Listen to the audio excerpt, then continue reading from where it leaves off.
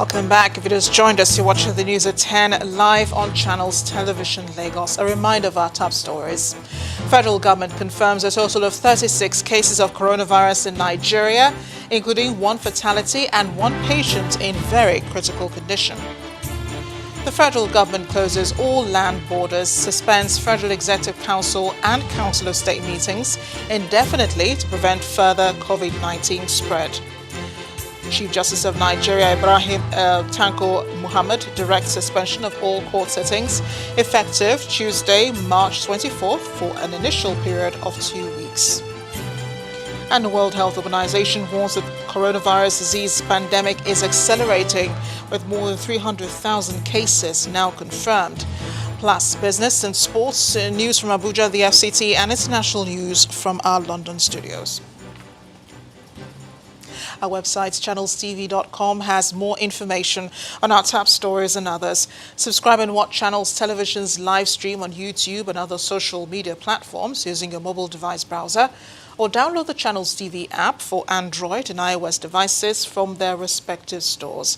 You can also watch us via your smart TV platforms on Apple TV, Android TV, Fire TV, and Roku. And I hand over now to Maokwe Ogun Yusuf in Abuja. Hi, Maokwe. Great to see you. Been a while. Hello, Marachi. It's definitely good to see you. Well, we start with this story. The federal government did order the shutting down of schools in the Federal Capital Territory and, of course, across the nation as well. So did some state governments, all in a bid to limit the spread of the coronavirus disease. In this next report, our correspondent Dare Dou examines how the order is playing out in some parts of the country. Tertiary, secondary and primary schools across the country are on lockdown. Students, their teachers and other civil servants are expected to stay at home for a period. Not in all states, but every new case of COVID-19 has prompted a new measure. Channels Television ran a check on schools in different parts of the country, and Lagos, where the first case was recorded and the hardest hit, is our starting point. At the University of Lagos, departments, faculties, halls of residence are not only vacated, they are locked by the school authority. The university's neighbor, Yaba College of Technology, has also suspended academic activity, but a few students who probably have unfinished business in school closed at the gate. The security personnel are not granting them access, acting on the instructions of the school management. Completely empty with zero human activity. This particular school in Lagos represents so many Nigerian schools at the moment. Social gatherings banned, schools shut. These are parts of effort by the government to curb the spread of the virus, COVID-19. But as Nigeria records more cases, some Nigerians say the government needs to do more. Away from Lagos, all schools from elementary to tertiary institutions have been shut in compliance with the directive of the government to prevent the spread of coronavirus. Edo State has followed suit. Governor Godwin Obaseki has ordered the closure of schools in the state. The government of Edo State therefore advises that from today, 23rd March 2020, every citizen should practice social distancing to prevent the coronavirus from spreading in our state. In order to give effect to our social distancing policy, gatherings of more than 50 people are prohibited in Edo State until further notice. All schools are to remain closed in Edo State until further notice. In Bayelsa, the story is different. The schools will be closed, but not until the secondary and primary school students are done with their exams, scheduled to end on Wednesday. To me, I'm not scared of this virus because I know that it will not come to this place, Bayelsa. Even if it's affecting other states, to me, it will not come into Bayelsa. In the country's northwest, Kano State is also not leaving anything to chance. All schools in the state remain shut for a month. These measures are being instituted. Other measures have been taken by closing all schools across the state and minimizing social gatherings. With schools shut in many states and other measures in place, the government is hoping to reduce the surge in the number of confirmed cases the country has recorded in the past few days. Dari Idu, Chinese Television News.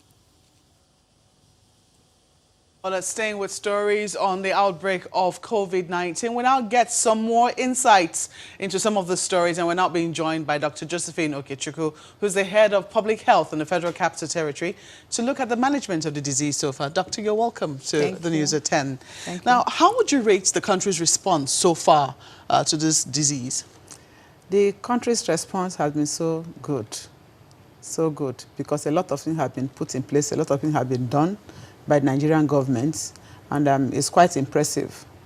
From my assessment, it's good. Well, there are those who have their doubts. There are those who have been saying that, you know, perhaps before now we should have shut down the airports before now, considering the fact that we have a burden of, well, the burden that we have of those who are coming into the country. Would you agree with them? I totally do not agree with them, because when you look at it, before FCT was involved, majority of the cases were from Lagos. Before last week, when FCT started recording some cases. And we don't just shut down a system without having enough reason for doing that. This time of shutting down is very appropriate in that when we look at the cases, we have an increase. For any epidemic that comes in, the initial stage, you take action. And as you are having more cases, then you now take drastic action. Shutting down a system is the last option that we need to take. And even then, it should be gradual, not just abrupt shutting down that will now create problem. Because at the end of the day, you are trying to prevent many people from coming down with the disease. Many people are going to die of hunger, of so many things that you don't even envisage. So I think this is the right time for Nigeria to take such action. What do you say of those who are calling for a containment? The disease has not been reported in all states of the Federation as we speak, Yes. Even though some will argue that maybe it's because we haven't really tested those presenting the symptoms. But for those who are saying perhaps we should have a policy of containment, that where it has been reported, maybe we should find a way to ensure that it stays there. How do you respond to that? In our country, Nigeria, where you have so high mobility, it's not too difficult, but at times it's difficult. Before now, it was only like Lagos and Ekiti that will have such cases. Regulating people's movement is one of the difficult things when you don't shut down the system, right? Containment is, you can say, okay, Lagos, I don't know how we're going to say people should not move from Lagos to other neighboring states. Ekiti, the same thing. It's quite a difficult problem. When you look at it, the cases are coming from where you have international airports, basically, with a lot of inflow and services. So this period containing the virus spread it's very difficult. People might just be saying things like that. It is not the way it comes. But it's not impossible. It's not impossible, but there are so many things to put in place. When you look at other countries that have done that, right, their system works very well. We are still growing in terms of economy. We are still growing in terms of facilities. So what do we have in place to start checking that? It's quite difficult. Even as we are going to shut down, it's not going to be easy. We've been having a series of meetings discussing what are the modalities that can be put in place so that people will not suffer. We clamor for all this, but when we look at it, what is the complication or the implication of doing that? A lot of complications are going to come up, and it has its own implication anyway. In the event of that, I mean, in the event that people do get ill, and some people are already ill, Yes. do we have sufficient equipment in the country, ventilators and, you know, all the other equipment that people will need in the hospitals? And do we have a motivated workforce who are willing to tackle this disease as it's currently, you know, spreads in the country? Yes, when we talk about equipment, we might not be that sufficient. We don't have enough per se, but we'll have something that will keep the system running. Keep the system. What we are talking about, that's why we are going round the whole country, round many states. We are advising many states to keep on talking to people about the signs and symptoms of this disease so that the early diagnosis and prompt treatment remains the mainstay. You don't have to wait for there to be complication or the patient to go into crisis before notifying the authority. A lot of people are still not aware of the signs and symptoms of this COVID-19. Some people still do not believe. Just as I had a woman saying that it cannot come into Bayelsa or their states. You can imagine such attitude.